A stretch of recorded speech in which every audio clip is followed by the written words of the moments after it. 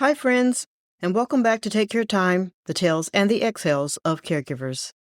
This is the final chapter in my holiday storytelling series, The Cookie Jar, where we have followed Marla Jewell in Salmon, Idaho, a woman whose caregiving season has ended, but whose story is far from over. In the last episode, Marla learned the real cost of reopening a respite center that her Aunt Judy had started. Listen to voices of caregivers in her community and sketching something smaller, gentler, and more sustainable. She decided to start something called Care Time Fridays. Today, we step into what happens when ideas leave the notebook and begin to walk into the world. This is the last episode of The Cookie Jar. And it is about what happens when caregiving doesn't end, it changes.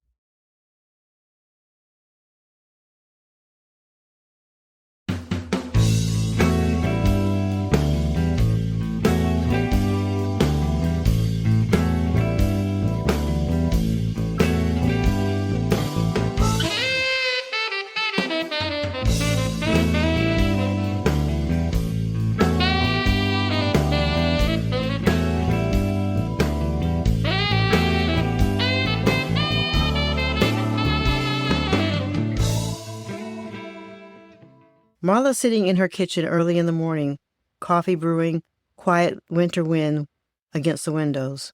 Marla wakes before the alarm, but not from panic, not from a caregiving reflex, from anticipation. Her kitchen table is still covered in notes.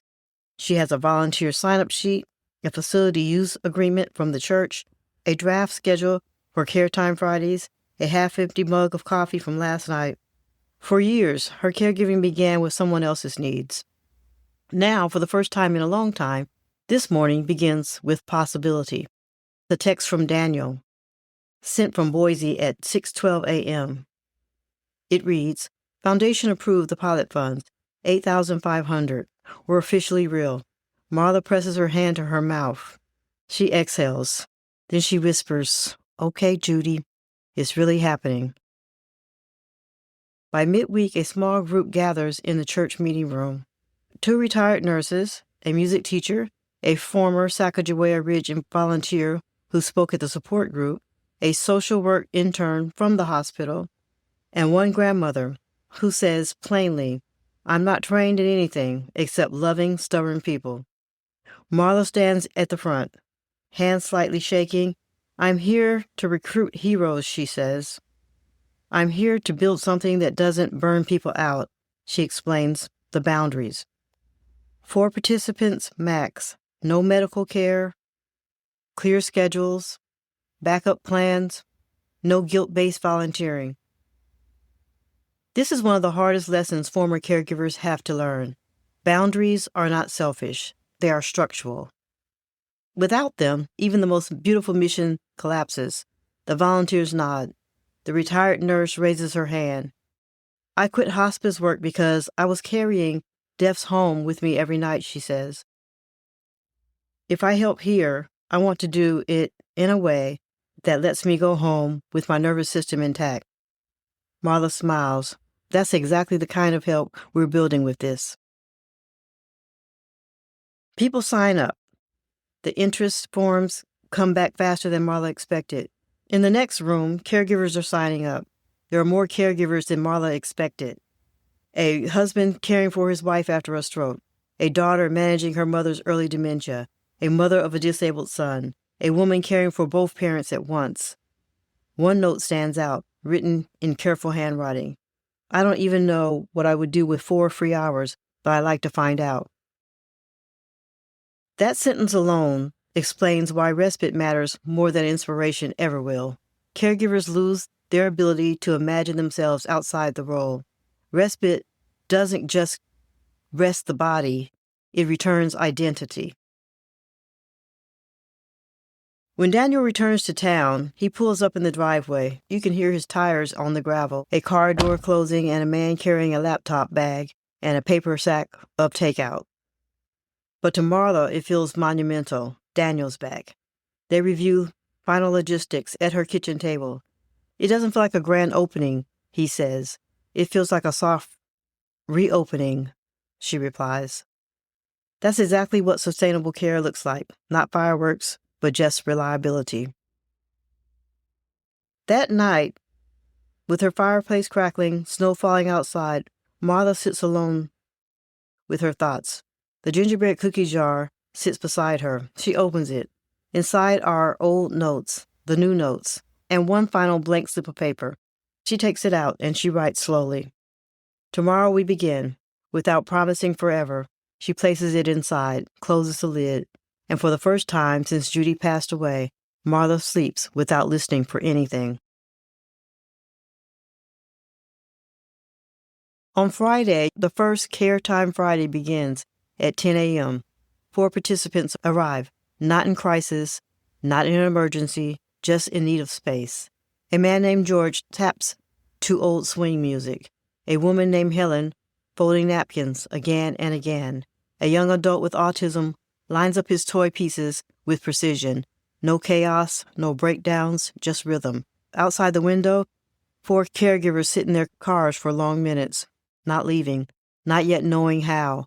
Then slowly, they drive away. This moment, when the caregiver drives away for the first time, is one of the most difficult transitions in caregiving, and here's why. Their nervous system is trained to stay alert. Their identity is wrapped in monitoring. Rest feels unsafe at first.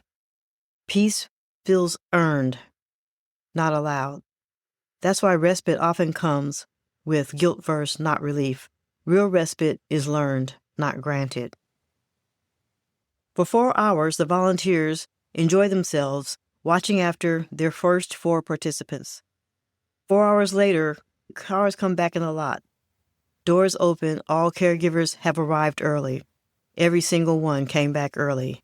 One cries, one laughs too loudly, one says nothing at all, and one whispers, "I forgot what silence felt like." Marla goes to the bathroom and lets herself cry. Not from grief, but from confirmation. This program is so needed. That evening, after the volunteers have gone and all the participants have safely gone home to their families, Marla and Daniel clean the room together. No rush, no analysis, just shared silence. "You didn't disappear inside this," Daniel finally says. "You stayed. You stayed you." Marla exhales. "Well, so did you." There is no sudden romance, only something steadier. Mutual recognition.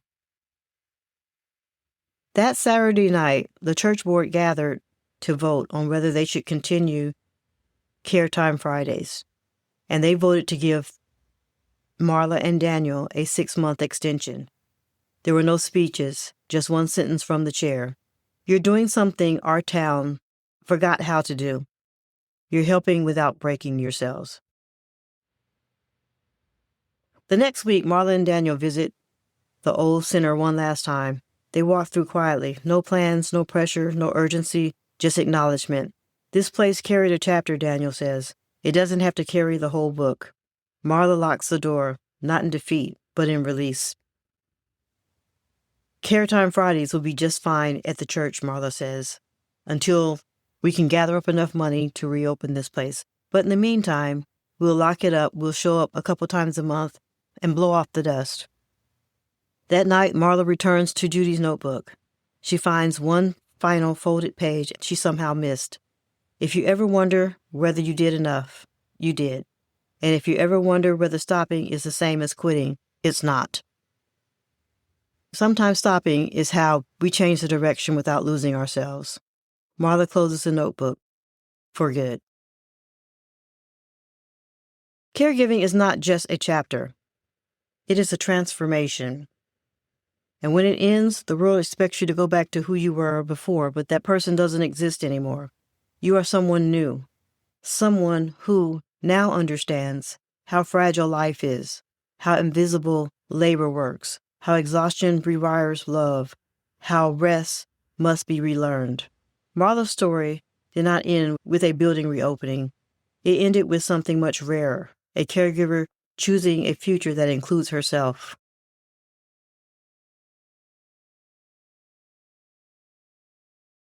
Marla replaces the cookie jar back in the attic for this year. not as a shrine, but as a season. She turns out the light and goes downstairs.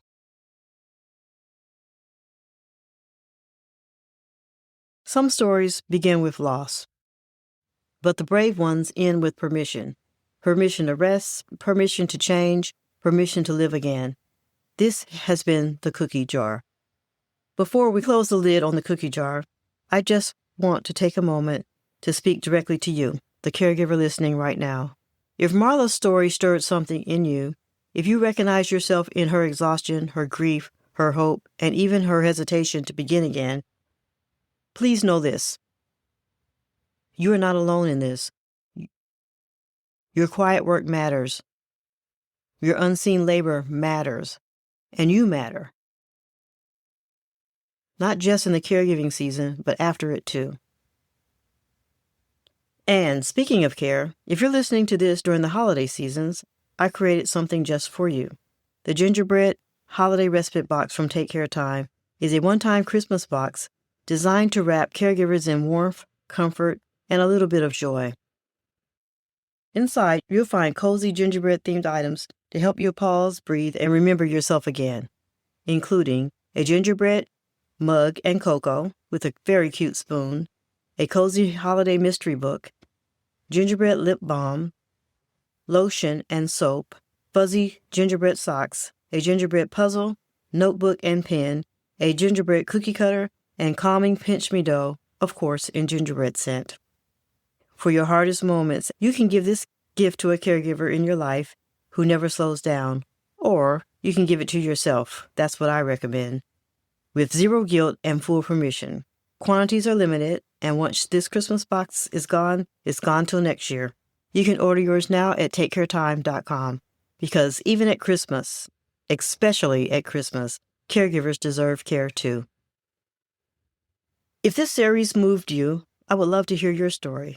If you have been a caregiver, or if you're a caregiver right now, I want to know. What part of caregiving changed you the most? What do you wish people understood? And what does respite mean to you? Or what do you wish it could look like? You can share your story at podcasts@takecaretime.com. We would love to hear from you because your story matters and your voice does too.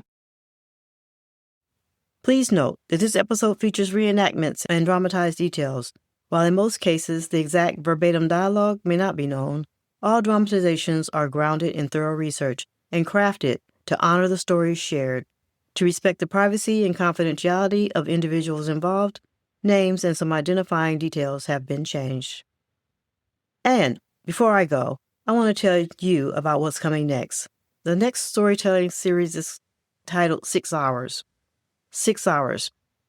That's the amount of time many caregivers are given when their loved ones attend a program. 6 hours to work, 6 hours to breathe, 6 hours to sleep, cry, grocery shop, sit in silence, or remember who they are.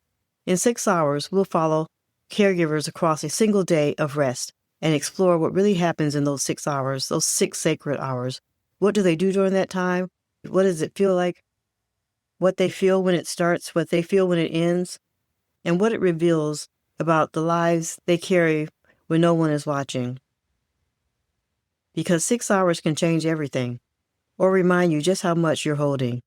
That's what's coming next on Take Care Time, the tales and the exhales of caregivers. We'll see you next time.